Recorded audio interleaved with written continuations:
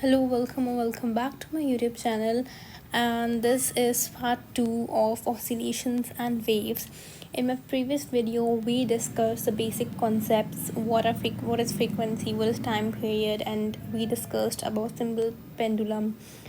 We discussed some basic terminologies like what is amplitude, what happens when if the bob moves towards the mean position, what is extreme position. We discussed all the main points, and this is part 2 of oscillations and waves, and we are going to discuss about SHM, which is simple harmonic motion.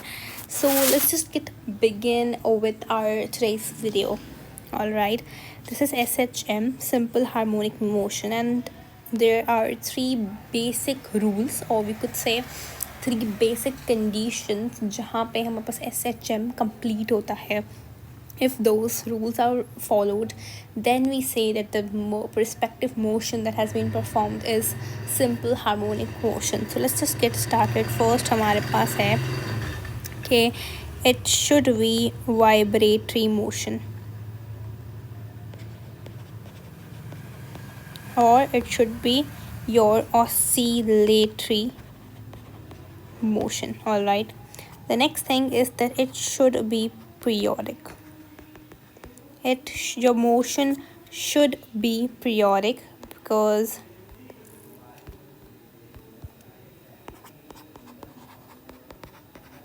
we discussed what is periodic. If a body repeats its motion in the same interval of time, it is known as your periodic motion. So simple harmonic motion आपका periodic होता है. And then the statement is कि acceleration is directly proportional to -x. जहाँ बस ये जो equation है इसको हम बोलते हैं करेक्टरिस्टिक इक्वेशन ऑफ SHM की करेक्टरिस्टिक इक्वेशन ही ये वाली है. ठीक है, ऑल राइट, ये आई होप इट्स क्लियर. आगे बात करते हैं. नाउ हमने बोला कि एक्सेलरेशन जो है, या सिंपल ए लिखते हैं, वो डायरेक्टली प्रोपोर्शनल है x से. ठीक है, अब किस वे में? अगर हमारे पास डिस्प्लेसमेंट बढ़ेगा तो एक्सेलरेशन भी बढ़ेगी. ठीक है, अगर डिस्प्लेसमेंट कम होगा तो एक्सेलरेशन भी हमारे पास कम होगी. So this relation is basically linear and it is direct. It is both, it is linear plus direct. लेकिन अब बात आती है कि इस रिलेशन के अंदर हम देखा जाए तो असल जो इक्वेशन है दैट इज़ -x. अब माइनस साइन क्यों लगाया है? बात वो है कि what is the reason behind this negative sign. तो उसका देखिए कुछ अलग अलग रीज़न हो सकते हैं, बट आई नो जो मैं बोल रही हूँ वो आपको ऑलरेडी पता होगा. This is just a revision one shot of such topics. ठीक है, अच्छा, नेगेटिव साइन क्यों है? क्योंकि दोनों की जो डायरेक्शन है, मेरे पास दोनों की जो डायरेक्शन है एक्सेलरेशन की एंड डिस्प्लेसमेंट की, क्या है? अपोजिटिवली डायरेक्टेड हैं दोनों के दोनों, जिसकी वजह से मेरे पास नेगेटिव साइन आता है.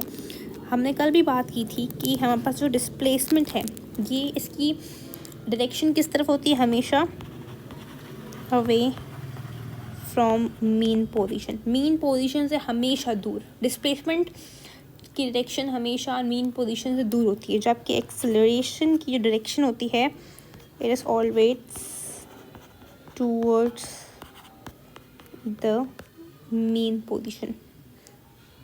ठीक है, ये हमेशा किस तरफ होती है? मीन पोजीशन की तरफ होती है. अब देखो, अगर हम ये एक पेंडुलम ही देख लें, this Bob is here, this is your main position, और ये जब ऊपर जा रहा है, ठीक है, अब समझें कि ये बॉब यहाँ था, ये आ रहा है इस तरफ, तो इसकी देखिए एक्सेलरेशन कम हो रही है, सॉरी डिस्प्लेसमेंट कम हो रही है. डिस्प्लेसमेंट हो रही है मीन पोजीशन की तरफ, लेकिन उसकी डायरेक्शन क्या है? इस तरफ है. वो मुझे अपोजिट डायरेक्ट कर रहा है, वो चाहता है कि वो इधर जाए, लेकिन आ कहाँ रहा है? यहाँ आ रहा है. और एक्सेलरेशन किस तरफ हो रही है? इस तरफ हो रही है, मीन पोजीशन की तरफ. ठीक है, इससे पता चल गया कि मेरे पास दोनों क्या हैं, इन दोनों के बीच का एंगल क्या होगा? 180 बनेगा. ऑल राइट, अच्छा, अब आगे बात करते हैं। अब कंसिडर करते हैं एक और मेरे पास बॉब है। I think I should erase this if this is clear, ताकि हमारे पास स्पेस आ जाए and we could study more such stuff. ठीक है, अब कंसिडर मेरे पास एक बॉब है।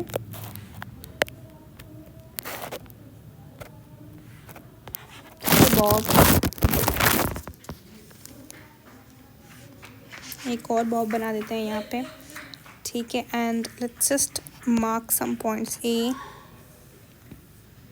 ओ and this is point B यहाँ पे। ठीक है, अब एक और बात याद रखिएगा, this is your pendulum. All right, मैंने इसकी मोशन बताई, ये इसकी मोशन ऐसे हो रही है। अब नाउ लुक, हमने डायरेक्शन ऑफ मोशन की बात करनी है, डायरेक्शन ऑफ मोशन की। और मुझे अपना पेन का साइज थोड़ा छोटा कर देना चाहिए। डायरेक्शन ऑफ मोशन, अब मोशन किस तरीके से हो रहा है मैं आपको ये बता रही हूँ। पहले जाएगा ए से ओ की तरफ, फिर ओ से जाएगा ये बी की तरफ। ठीक है, जब ये बॉडी ए से ओ की तरफ जा रही है, यहाँ पे देखिएगा ये ए ओ बी, मैं ये बात कर रही हूँ, डायरेक्शन मेरा इस तरफ है, मेरा जो मोशन हो रहा है वो ऐसे हो रहा है। ठीक है, डायरेक्शन मेरी मोशन की इस तरीके से है। और मेरा अभी अगर मैं ए से ओ जा रही हूँ, ए से मेरा बॉब ओ की तरफ जा रहा है, तो देखिए यहाँ पे क्या हो रहा है।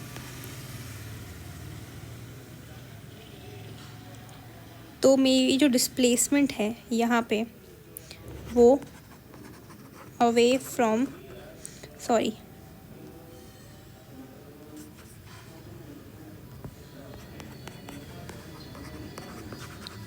टूवर्ड्स मीन पोजीशन हो रही है।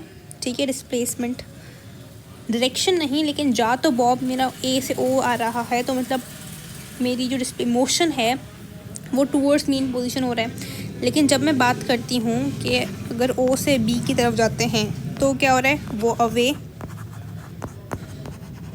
फ्रॉम मेन पोजीशन जा रहा है। ठीक है, अब यहाँ पे लगती है एक कॉन्सेप्ट लगता है रीस्टोरिंग फोर्स का।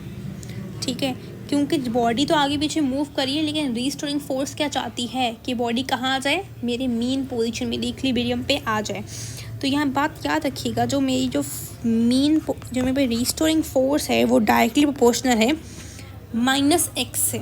अब ये कैसे हुआ देखिएगा, सॉरी ये ओ था हमने मोशन किया ए से ओ गया। ठीक है, डिस्प्लेसमेंट हो तो ए से ओ रही है, मीन पोजीशन की तरफ हो रही है। ठीक है, रीस्टोरिंग फोर्स चाहता है कि मेरी जो बॉडी है वो इस तरफ है, उसकी डायरेक्शन ओ की तरफ हो। ठीक है, आया भी, लेकिन डिस्प्लेसमेंट जो है वो हो भी इस तरफ रही है। नेगेटिव साइन इसलिए आया क्योंकि बॉडी आ ओ की तरफ रही है, लेकिन जो उसकी डिस्प्लेसमेंट की डायरेक्शन है वो किस तरफ है, ए की तरफ है। ठीक है, तो और ये डायरेक्शन इसलिए भी हो सकता है क्योंकि अच्छा ठीक है, आई होप ये समझ आ गया होगा। ऑल राइट, तो रीस्टोरिंग फोर्स की जो हमेशा डायरेक्शन होती है, ठीक है, रीस्टोरिंग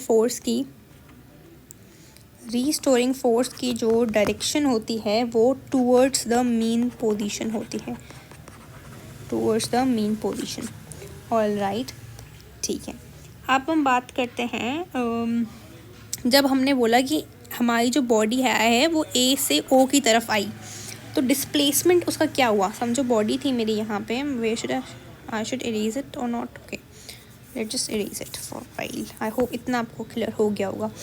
जब मेरी बॉडी ए से गई ओ की तरफ, ठीक है, तो मेरा डिस्प्लेसमेंट क्या हुआ, -0 हुआ, कितना हो गया, 0 हो गया। क्योंकि जब वो यहाँ पे आ गई डिस्प्लेसमेंट 0 हो गया, तो मेरी बॉडी की जो डिस्प्लेसमेंट है वो तो ओ की तरफ है, लेकिन उसकी डायरेक्शन ए की तरफ थी, तो मेरी डिस्प्लेसमेंट क्या हो गई, 0 हो गई, टूवर्ड्स द मीन पोजीशन आ गया। ठीक है, अब यहाँ पे हम बात करते हैं, अब देखिएगा मोशन किस तरफ हो रहा है, मोशन हो रहा है इस तरफ।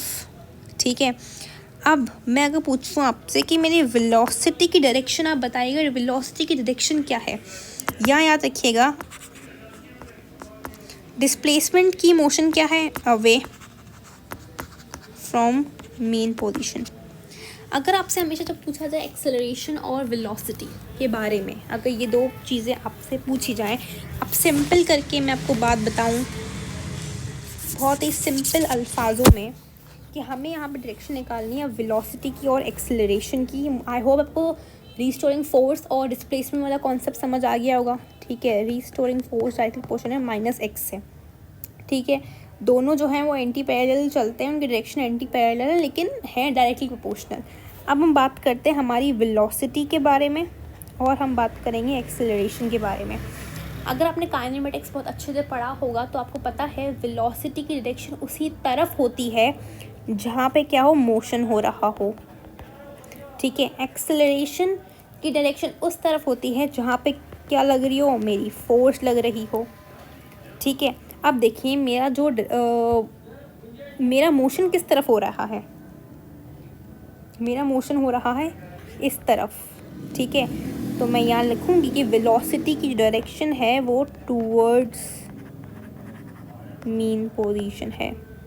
टूवर्ड्स क्या है, मीन पोजीशन है मेरी वेलोसिटी की डायरेक्शन। लेकिन मैं एक्सेलरेशन की बात करूँ तो वो क्या है, एक्सेलरेशन की जो डायरेक्शन है वो भी क्या है, अब फोर्स की डायरेक्शन किस तरफ है, मीन पोजीशन की तरफ है, तो एक्सेलरेशन की जो डायरेक्शन होगी वो भी क्या होगी, टूवर्ड्स मीन पोजीशन होगी। ठीक है, अब यहाँ पे देखिएगा मेरी डिस्प्लेसमेंट है वो क्या है, away from mean position. Mean position displacement की जो डायरेक्शन है, मैं बार बार लिख रही हूँ, डायरेक्शन की बात कर रही हूँ, डायरेक्शन जो है वो away from the mean position है मेरे पास, लेकिन वेलोसिटी डायरेक्शन क्या है, टुवर्ड्स द मीन पोजीशन है। अब जैसे जैसे बॉडी ओ पे आएगी, ठीक है, उसकी जो डिस्प्लेसमेंट होगी, मैं लिख लूँ, ये बात समझ आ गई ना आपको। अगर वेलोसिटी है वो और यहाँ पे मेरी है एक्स, ये डिस्प्लेसमेंट है। अगर मेरी बॉडी आ रही है ओ पे तो इसकी जो डिस्प्लेसमेंट है वो कम हो रही है। जब डिस्प्लेसमेंट मेरे पास कम हो रही है तो इसकी जो वेलोसिटी है वो क्या कर जाएगी, इंक्रीज़ कर जाएगी। कैसे इंक्रीज़ कर गई, क्योंकि मेरे पास जो रीस्टोरिंग फोर्स है, वेलोसिटी क्या है, वेलोसिटी हमेशा मोशन पे डिपेंड करती है। मोशन क्या चाहता है कि वो मीन पोजीशन पे आए, तो वो मीन पोजीशन पे ही आ रही है, तो मेरी वेलोसिटी क्या हो जाएगी, इंक्रीज़ हो जाएगी। वेलोसिटी यहाँ पे डिपेंड करिए मेरे रीस्टोरिंग फोर्स से। एक और बात याद रखिएगा कि मेरी जो रीस्टोरिंग फोर्स है वो पैरेलल है वेलोसिटी की डायरेक्शन से। ठीक है, रीस्टोरिंग फोर्स क्या चाहती है, बॉडी कहाँ आए, मीन पोजीशन पे आए, तो बॉडी मीन पोजीशन पे आती है। ठीक है, वेलोसिटी मीन पोजीशन पे ही लगेगी, टूवर्ड्स द मीन पोजीशन लगेगी, तो एक्स में डिस्प्लेसमेंट जब वो मीन पोजीशन पे आ रहा है, डिस्प्लेसमेंट हो जाएगा 0 और वेलोसिटी क्या हो जाएगी, मेरी इंक्रीज़ हो जाएगी। ठीक है, और वेलोसिटी इंक्रीज़ होगी क्या हो जाएगी, कहाँ चली जाएगी, मैक्स पे चली जाएगी यहाँ पे। ठीक है, और अगर मैं यहाँ बात करूँ मेरी यहाँ पे बात करूँ अगर मैं आपसे एक्सेलरेशन की, कि मीन पोजीशन पे एक्सेलरेशन क्या होगी, तो यहाँ पे एक्सेलरेशन जो है, आप समझिए, मैं अब आपको जब समझ आ ही गया है कि सारे कॉन्सेप्ट, तो मैं आपको लिख लेती हूँ कि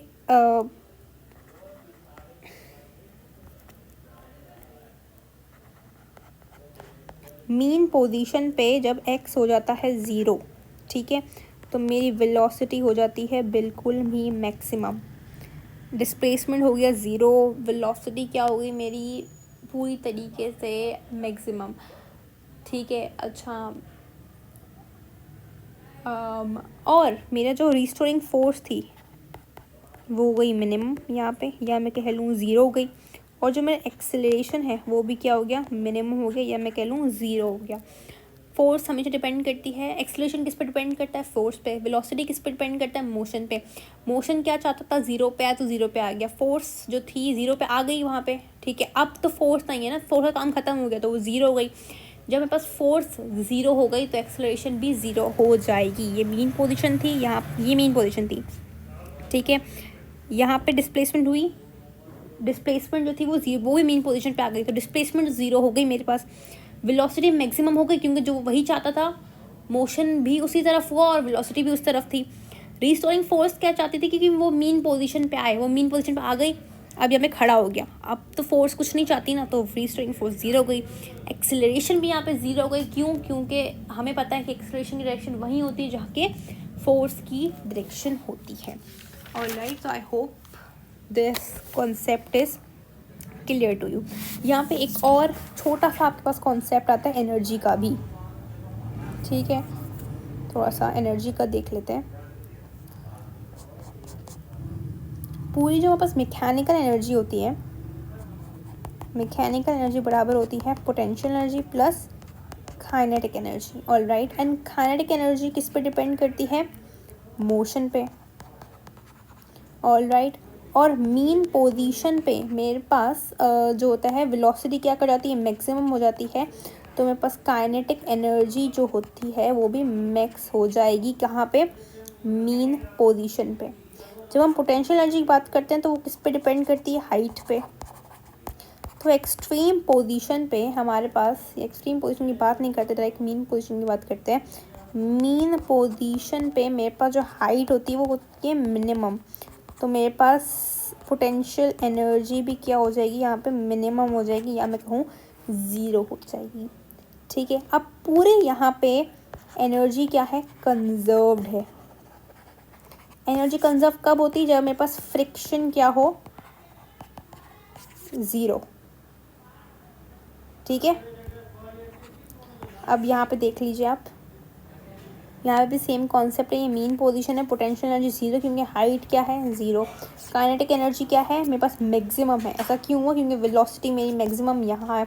फॉर्मूला क्या होता है? K is equal to 1/2 mv²। जब वेलोसिटी मैक्सिमम होगी तो काइनेटिक एनर्जी भी क्या हो जाएगी? मैक्सिमम हो जाएगी, क्योंकि मास n/2 तो कांस्टेंट है। मैंने एक्सट्रीम पोजीशन पे बात की, तो एक्सट्रीम पोजीशन पे क्या हुआ? मेरे पास हाइट कुछ थी, तो पोटेंशियल एनर्जी मैक्सिमम, और काइनेटिक एनर्जी क्या हो जाएगी? बहुत ही कम हो जाएगी, या मैं कहूँ ज़ीरो हो जाएगी। क्यों? वेलोसिटी की हो जाएगी ज़ीरो के बराबर।